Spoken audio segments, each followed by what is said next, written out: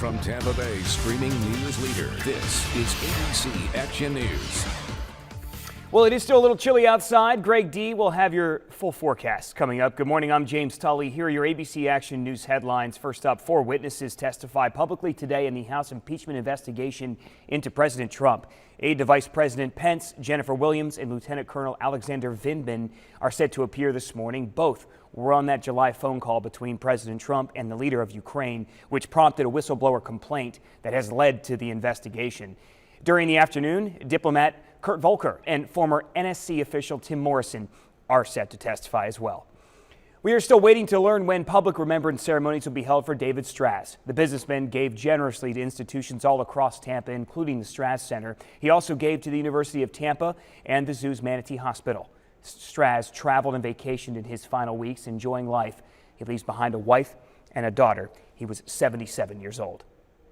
4 teens are expected to be okay after a van crashed into them near a Hart bus stop. Tampa police say the driver was trying to turn onto North Florida Avenue when a pickup truck had the right of way. That caused the pickup to swerve, hit a van, and that van ended up on the sidewalk where 4 Seminole charter students were standing.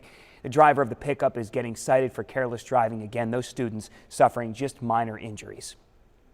Well, today could decide the fate of this historic home in Lakeland. City leaders will vote on whether to allow the Dean House to become a preschool for about 70 students. Some neighbors don't want that to happen, saying they want the century-old home to be preserved. They're also worried about traffic in the neighborhood.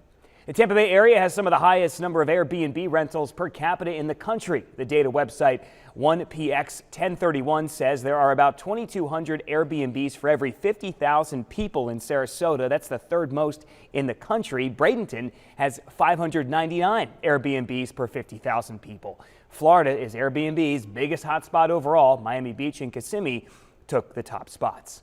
Today, you're invited to help St. Pete businesses become more environmentally friendly. The city's ban on plastic straws and styrofoam takes effect January 1st. Some small business owners worry, though, about the cost to transition to greener items. You can make suggestions to help them out during a workshop at 5 o'clock at the St. Pete Area Chamber of Commerce. And Food Network magazine has named Oxford Exchange, the European-inspired space featuring a restaurant and bookstore, as one of the most Instagrammable restaurants in the country.